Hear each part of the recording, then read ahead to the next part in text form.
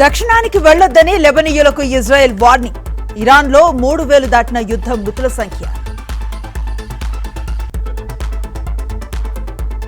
ఇరాన్తో యుద్ధం ఇంకా ముగియలేదు. ఏ క్షణమైనా పరిణామాలు మారొచ్చన్న నెతన్యాహు. రెండవ దశ శాంతి చర్చలపై పరస్పర దాడుల ప్రభావం. అమెరికా మెరైన్స్ వెనక్కి తగ్గితేనే చర్చలంటున్న ఇరాన్. హర్మూజ్ జలసంధి దిగ్బంధనంతో పెరిగిన చమురు ధరలు. 6.4% ఎగబాకిన బ్రెంట్ క్రూడాయిల్. ప్రధాని మోదీతో దక్షిణ కొరియా అధ్యక్షుడు లీ జే మ్యూంగ్ భేటీ. ఇరు దేశాల భాగస్వామ్యం బలోపేతమే ఎజెండాగా చర్చలు. శంషాబాద్ నుంచి హుబ్లీ వెళ్తున్న ఫ్లై 91 విమానానికి తప్పిన ప్రమాదం. గాల్లో ఉండగా తలెత్తిన సాంకేతిక సమస్య. బెంగళూరులో సేఫ్గా ల్యాండ్. తెలంగాణలో ఎండలకు ధీటుగా రాజకీయ వేడి. మధ్యాహ్నం రేవంత్, సాయంత్రం కేసీఆర్ సభలతో పోటాపోటీ. హరీష్ రావు వ్యాఖ్యలకు మంత్రి తుమ్మల కౌంటర్. ఇతర పార్టీ నేతలను విమర్శిస్తే మీ స్థాయి పెరగదంటూ హితో. చంద్రబాబు, లోకేష్ దిగజారుడు రాజకీయాలు చేస్తున్నారు.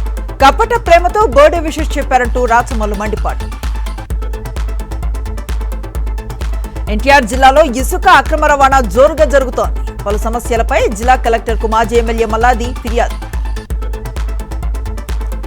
కేంద్ర రాష్ట్ర ప్రభుత్వాల అనాలోచిత నిర్ణయాలతో పేద కార్మికులు రోడ్డున పడ్డారు. ఉపాధి హామీ పథకంపై నీలి నీడలు కమ్ముకున్నాయన్న పూనూరు గౌతమ్ రెడ్డి. కూటమి సర్కార్ బలవంతపు భూసేకరణపై సత్యవేడు రైతుల ఆగ్రహం. తహసీల్దార్ కార్యాలయం ఎత్త నిరసన. గ్రామ సభలు లేకుండా భూములు ఎలా సేకరిస్తారని అన్నదాతల ఆగ్రహం. విజయనగరం జిల్లాలో నాటు బాంబు పేలిన 3 ఉపాధి హామీ కూలీలకు గాయాలు. కొత్తవలస మండలం పెదరావుపల్లి గ్రామంలో పనిచేస్తూ ఉండగా ఘటన. పెందుర్తిలో సిహెచ్సికి క్షతగాత్రులు తరలింపు. తెలుగు రాష్ట్రాల్లో మండుతున్న ఎండలు. పలు జిల్లాల్లో 43 డిగ్రీలకు పైగా ఉష్ణోగ్రతలు. రాయలసీమలో గరిష్టంగా నమోదు. ఇబ్రహీంపట్నంలో శ్రీ హిందూ కాలేజీ ఎత్త విద్యార్థి సంఘాల ఆందోళన. బీటెక్ విద్యార్థి ఆత్మహత్యకు కళాశాల యాజమాన్యం కారణమంటూ ధర్నా. కాలేజీ గుర్తింపు రద్దు చేయాలని, విద్యార్థి కుటుంబాన్ని ఆదుకోవాలని డిమాండ్. కాకినాడ జిల్లా జనసేన అధ్యక్షుడు తుమ్మల బాబుపై కలెక్టర్కు సొంత సోదరి ఫిర్యాదు. తన భూమిని అక్రమంగా లాక్కున్నారని తులసి కంప్లైంట్. శ్రీకాకుళం జిల్లా బ్రాహ్మణతర్లలో టీడీపీ కార్యకర్తల బరితెగింపు. హనుమాన్ విగ్రహ నిర్మాణానికి అడ్డగింత.